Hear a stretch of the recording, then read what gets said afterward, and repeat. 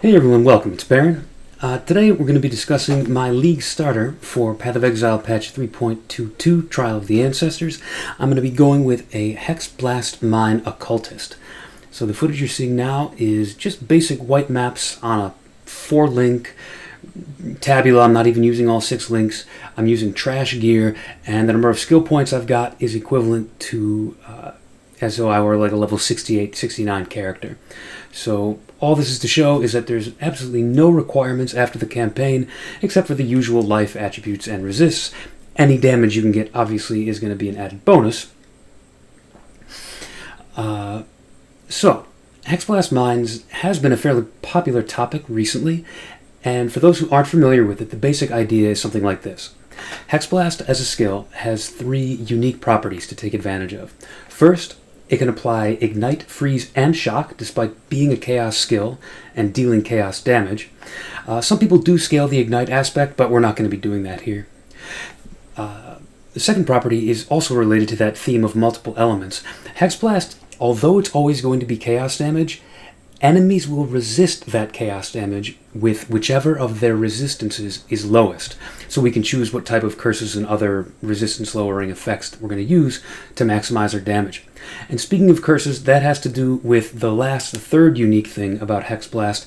If the skill hits an enemy which is hexed by something, anything, not only does that create an additional big area of effect explosion, which this build particularly is going to scale to be even bigger, but it also does a staggering 100% more damage. This is a huge number. This isn't flat damage, it's not increased damage. This is 100% more. No other skill does anything like this in the game. So obviously it's highly advantageous to find a way to consistently apply 1 or more curses to enemies. So now, the high base damage of this skill, the potential for it to have that big more multiplier, and just the fact that it's got a high clunky cast time, all those things make it an ideal candidate for transforming the skill into remote mines, since the benefits of being able to hit multiple times simultaneously and getting a faster cast rate through throwing mines than you can get by self-casting, all of that will outpace the modest damage penalty you get for transforming a spell into a mine. The only thing left that we've really got to overcome is the incredibly low base crit chance for Hexblast. The skill really has so much else going on for it that GGG had to try and keep it under control somehow, so it gets a low base crit, one of the lowest in the game. Now, I won't go into the full math of why it's important to have base crit. Suffice to say, it's important to have as high base crit as possible, and Hexblast just doesn't. So, what's the solution to that? It's elegant, it's simple. It is the Sandstorm Visage helmet, which causes spells, instead of using their own native crit chance on the gem, they will actually defer to the crit chance on your weapon, whatever that is. And you can get weapon crit chance much higher than you can get spell gem crit chance. Now, Sandstorm Visage was introduced in Sanctum League, so we have experience with it, but it was taken out the following league and only being reintroduced now. I had a suspicion this was coming, so I started tweaking and playing with this build several weeks ago, and luckily Sanctum is coming back and the helmet is coming with it. So, unfortunately, you may have seen that several versions of this build, especially the Saboteur, are getting quite popular as a league starter for this coming league. So even though I kind of guessed that Sandstorm Visage would be coming before we actually got the news, it really didn't do me any good because everybody knows about it now, and this is going to be a popular one. So we're going to compete with other people who want that helmet on League Start. Fortunately, number one, Occultist does much better than those other ascendancies at scaling crit without Sandstorm Visage, so we're not going to be totally crippled without it. And also, the other gear slots that we're competing for are pretty limited. We're not going to be competing for the super expensive stuff. So because I made my build from scratch and it wound up quite different from any of the rest of them. Like I said, I've seen people running it as Saboteur, a few maybe Pathfinder or Trickster. Obviously, Saboteur is a natural fit because he's the trap and mine guy.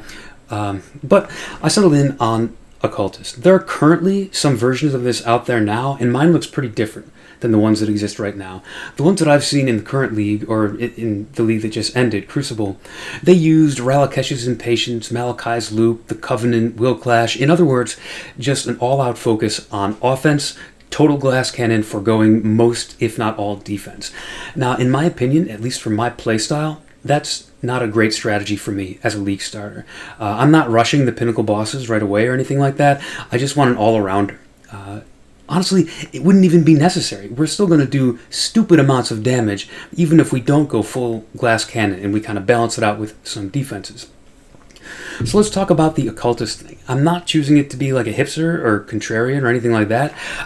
When I was fiddling around with builds, this is the one that occurred to me. I just liked the synergies that it provided with Hexblast. So let's talk a few pros and cons of going occultist over the other classes.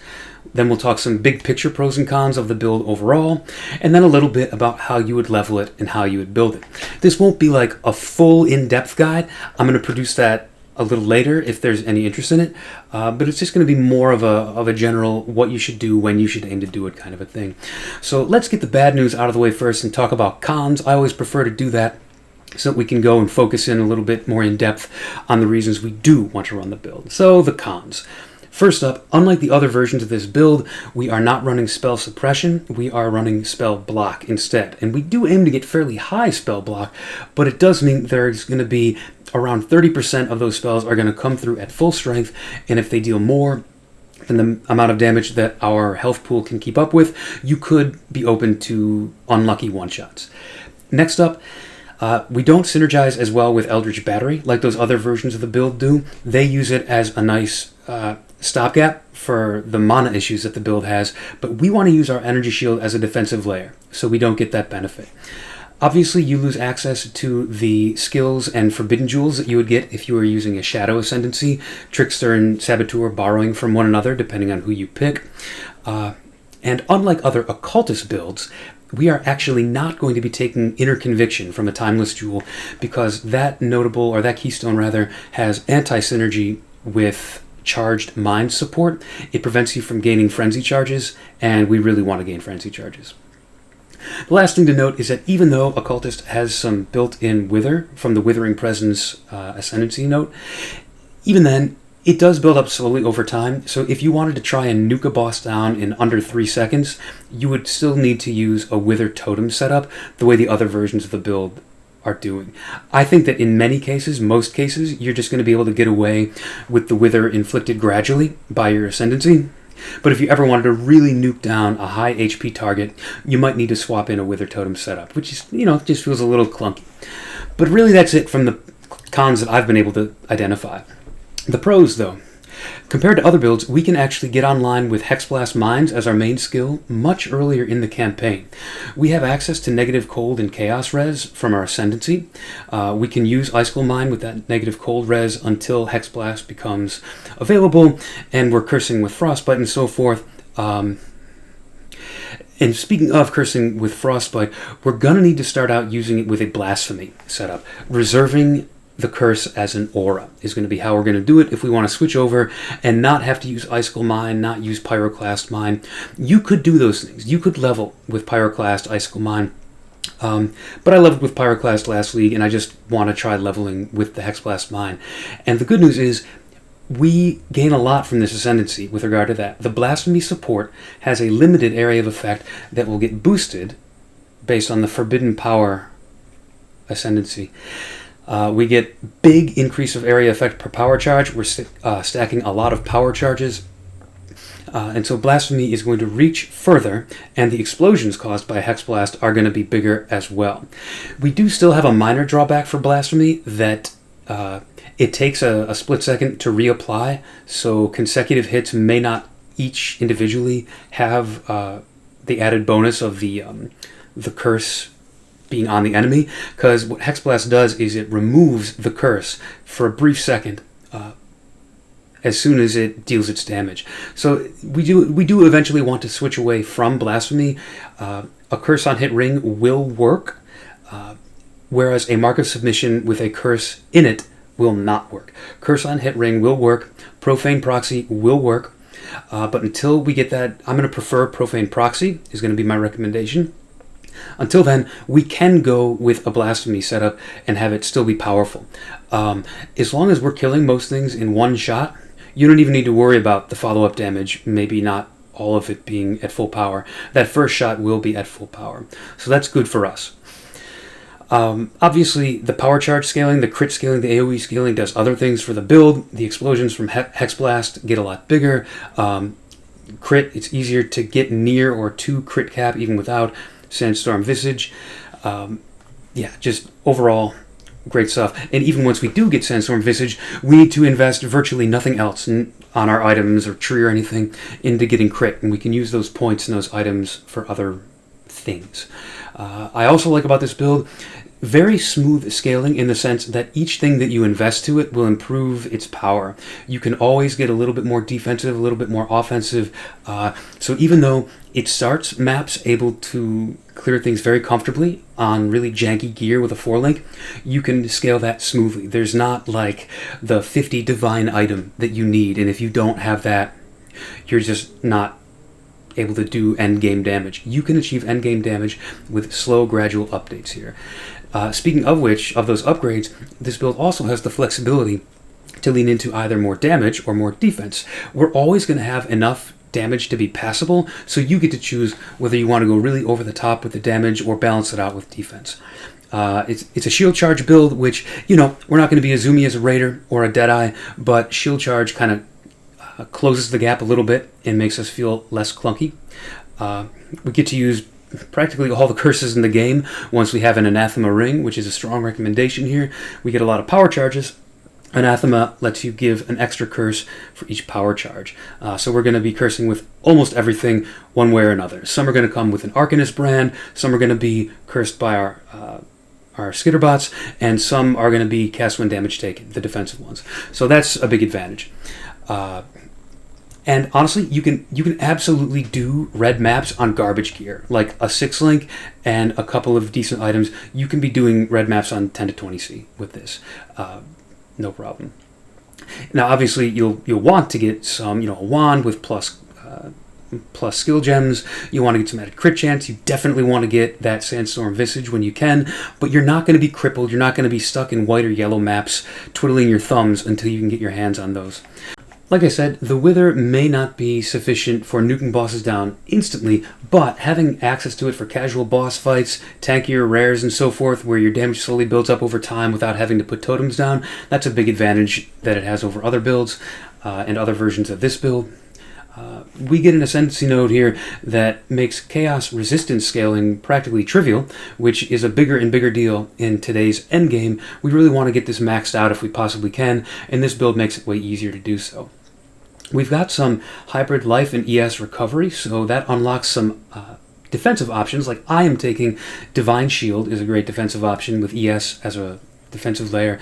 You could also think about doing Corrupted Soul. You could think about doing Aegis Aurora. A lot of options there when you're using both life and energy shield. We also get, because we're scaling more on this side of the tree, we get access to armor and block. So we're not going to take the occasional one-shot from an attack that gets through our evasion. We don't need to worry about shifting damage to other elements. We're just taking that physical attack damage through armor, and we're going to be blocking most of it as well. Additionally, between these two things, the Divine Shield Keystone and this mastery right here, recover 5% ES when you take a physical damage from enemy hit, those are going to make our combat regen of energy shield regen very, very strong. We're not going to be like taking no damage, but the regen will be very strong, so that's a plus.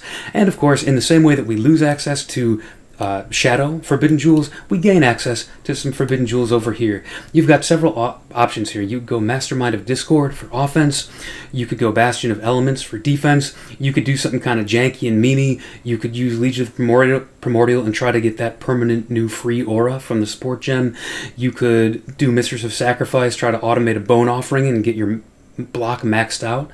Things like that. So we get access to a plethora of new options. Now, in terms of general pros and cons, that's why you'd want to pick this maybe over one of the other Hexblast Mine builds, but what about in general? So, in general, the Mine playstyle isn't for everyone. We do get a lot of Mine throwing speed later on in this build, but if you're used to Deadeye, Corrupting Fever Champion or whatever, you might find this clunky and taking some getting used to. Another drawback is Hexblast mines, unlike a lot of other mines, they are not going to detonate for you unless there's an enemy nearby. So what can happen is, if you don't play judiciously, you can find yourself in a situation where you've thrown out all your mines, they're far away, they're not detonating, and now you've come across an enemy, you need to throw some more, but your mana is all reserved, and you've got the maximum number of mines in play already, so you've got to wait a few seconds running around like a chicken with your head cut off until those mines expire, and then you can throw some more. I found that with the bare minimum of practice, this is no longer an issue. You just need to accustom yourself to when and where you're going to throw mines. It took place very easily for me. Again, not just with regard to Hexblast mine builds, but just overall, Sandstorm Visage is going to be popular. So the first few days, it's potentially going to be quite expensive. Recovery is a little bit lacking, at least in the version that I've made so far. I might try to tweak this, but for now, until you can start putting the pieces together, you might be reliant on a life flask until you can get some later game recovery going. But your defenses, your straight defenses of preventing damage in the first place, will be okay. And then last but not least, you're going to need to pay some attention to crafting some mana on your gear pieces. Go to the crafting bench, put mana on there. When we are reserving Blasphemy as an aura. Like I said, we're going to be doing that early on. We're going to switch away from it as soon as we can, get it into a profane proxy setup so it's not reserving mana. But while you're reserving Blasphemy as an aura, mana's going to be a little tight, and the more max mana you can get, the less tight it's going to be. So that's just something to pay attention to. The general pros of the build compared to just any other build out there. You're not going to struggle against essences, beasts, expedition monsters, other tanky monsters. The relative level of this build, so if you're surviving red maps, you're going to be able to shred through red map monsters and all the tanky stuff that comes with it. You're not going to sit there wailing on essences for ages and ages, at least not compared to other builds. You can run all reflect mods. You do want to skip no regen maps and you want to skip hexproof maps, but the ability to run no reflect is very nice. You at least know that you're not going to kill yourself. If you accidentally get into a no regen map or a no hexes map, you can figure that out before you're dead. If you accidentally get into a reflect map and you're not reflect immune, you can just kill yourself right away. That's not going to happen to us. Next up, this build has very smooth scaling. Just from campaign to early maps and then straight to the moon. Just all you have to do is invest steadily, gradually as you go. There's not like one 30 divine item that's standing in the way of you being powerful. Every medium-sized update that you give this build is going to improve it in a noticeable way. Speaking of those improvements, this build has the flexibility to either lean more into defense or lean more into glass cannon offense. It's your choice. We're always going to have a sufficient amount of damage to get by, so we don't have to worry that if we go defensive, we're going to be lacking for damage. It's just a question of, do you want a lot of damage or a ridiculous amount of damage? We're cursing everything with just like more than half the curses in the game. We're using the anathema ring. We're going to be cursing with defensive curses, offensive curses, utility stuff, everything. And then last, and I think most importantly, this build can do red maps on really pretty garbage gear, just very janky gear. You don't need much. A 6-link is good. An upgraded weapon is good. Other than that, just get your defenses in resistant order. So from there, let's take a look in. Let's dive and look at some of the theoretical gear you could enter maps with. In fact, let's go to late campaign. Before you've even made any upgrades, you're just right at the very beginning. So at the very beginning, you need nothing. Get a little spell damage, maybe some crit strike chance on your wand, and the rest of it is life resist attributes, life resist attributes, life resist attributes. These are all just generic things that I've made up. And those are going to do just fine with a 4-link to get started. When you start transitioning, your priorities are going to be get that Sandstorm Visage as soon as you reasonably can. If it's only like 30 or 40 chaos, save up for that, truly. Now, if it's over a divine that first day or two, don't sweat it. you know, there are other things that we can upgrade. Getting a Profane Proxy is going to be a great upgrade, going to feel very good, going to free up some of our mana. Getting an upgraded wand, so this one is still the crappy wand. You could get a wand that has +1 Chaos skill gems, little things like that. You can get a nice 6-link. That's a great upgrade to make early on before you get to the potentially hard to find stuff like Sandstorm, Visage. And then as you continue to move into endgame, we're going to want to look at things like Badge of the Brotherhood, which is great because it takes advantage of all of our maximum power charges, and it takes advantage of the charge mine support. We're going to want to get Void Battery, which in my opinion is hands down the best weapon for this iteration of this build. If we take a look at the jewels that we might want to get down here, Storm Shroud, I love being ailment immune unapologetically. That's going to be an expensive one. That's traditionally hard to come by, so that's one that you may have to save up for and just be careful in the meantime. The Watcher's Eye, we're not really running an offensive aura. Actually, our damage is more than enough without that. So if you were to do some kind of shenanigans to fit in Zealotry, like if you were to do Eldritch Battery, or if you were to have one of the, you know, minion supporting a free aura kind of a thing, maybe you could look at Zealotry for some damage mods on your Watcher's Eye. I'm going straight defense, though. That's just my preference. Speaking of offense and defense, let's take a quick look at the tree, and I'll kind of walk you through how I'm going to level it. So I will start pre-lab, before you even get to your first labyrinth. Very basic tree. I'm going to take some lightning damage nodes and get over here to take some life and ES. This is just Act 1 to get you to the end of Act 1 with Stormblast mines. This is how many points we have allocated. Okay, once you've got this down here, like this is your Act 1 stuff, you're going to want to come up here and start investing into mines. The good news is we can level with mine skills the whole time. So when we take this, when we take these, when we come over here and take this, we're not just like preparing for the skill we're going to switch into, we're getting immediate benefit from that. And I love that. I love not having to respec a ton and being able to use your leveling tree for the most part in your endgame setup. If we come over here and we switch to, this is where I'm going to try to switch over to Hexblast Mines at the Labyrinth. So my first recommended lab is getting this negative resistance Void Beacon. That, I think, should be the key that lets us play comfortably along with a Blasphemy setup. This is also around level 37, I think, 38, when Blasphemy becomes available. So if you do your first Labyrinth a little late, you can kind of switch all over at once. Or if you want to do your lab early, you can just do Icicle Mines, which are going to take advantage of that negative cold res, and you don't have to feel like you're wasting your Labyrinth. But pretty soon, I'm at least going to try to switch over to Hexblast Mines, and I think it's going to go okay. With the Blasphemy setup, I'm going to have Frostbite, likely, as my curse there, because if you go Frostbite, you can lean into that negative cold res, and you can throw out a Frost Bomb as an additional damage dealer. So that's the first Labyrinth. If we go, so from there all the way to the second Labyrinth, this is where we're going to start filling in. I want a second aura, helps us deal damage. We're going to unspec this later on, once we get Dodri's Damning later, and then eventually into Anathema. You can get rid of this, use the points for something better.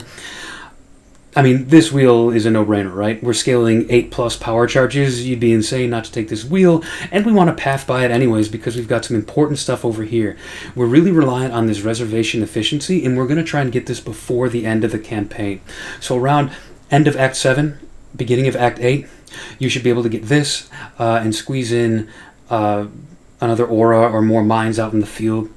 It depends on what you've been running, what you've been comfortable with. You want to be trying to run some combination of Skitterbots, Determination, and obviously the mines that you throw out, reserve mana.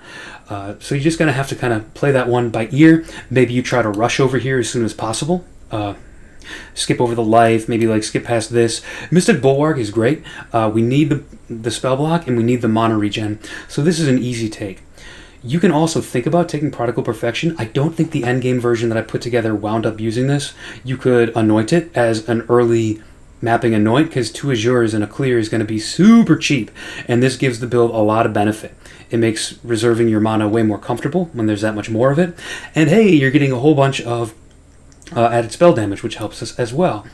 You can see by this point, when we switched over, I should have mentioned this before, when we switched over to Hexblast Mines, I just got rid of this lightning setup right here, but it was not a big respec. Everything else pretty much stayed the same. Now we talk about end of campaign, which I've got here. This is where we respec our initial nodes here. By the end of the campaign, we should have 20 plus respec points, and we save a few points by taking the intelligence ones here.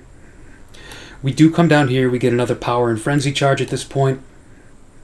We still have this because we probably haven't switched over to anathema by the beginning of maps. Over here, we're starting to take some more defense. Arcane Surge, I'm taking in some versions of this. I'm going to feel this one out kind of by feel, depending on when I am and am not comfortable with my mana amount and mana regen. I will spec out of this at some point. That's one that you really have to feel out and feel what's comfortable for you. But we start picking up some armor, little energy shield, elemental resistances here is great. By the time you get to mid-map, so here you're, in your mid-80s by this point. You've taken an endurance charge, a power charge over here. This Uncompromising to get determination, 50% mana res efficiency. This is going to be cheap to roll. You're not going to have too much of a problem with this. The main cost here is points. So eventually, if possible, you'd love to get a Sandstorm Visage with determination mana res efficiency on the helmet as an enchantment. But until then, we can use a few points to do this. What's different here as well? By this point, middle maps, I'm figuring that hopefully you've been able to afford an anathema at this point, so you can spec out of Whispers of Doom. You can get some crit chance over here. It may be more effective, depending on whether you have Sandstorm Visage or not, to get the crit chance instead of the crit multi here. And we come down here a little further and take a little bit more life, just for the survivability.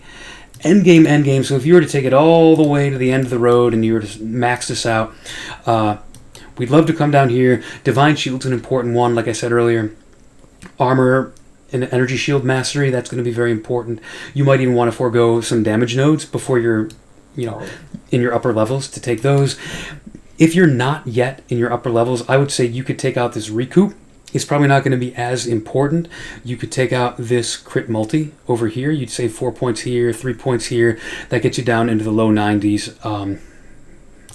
You could think about taking this spell block off, although I really like this, and I like that we're getting added energy shield from our equipped shield. But other than that, that pretty much gets us to the end. I'll just mention the important masteries that we want to focus on here. These mine masteries are really good.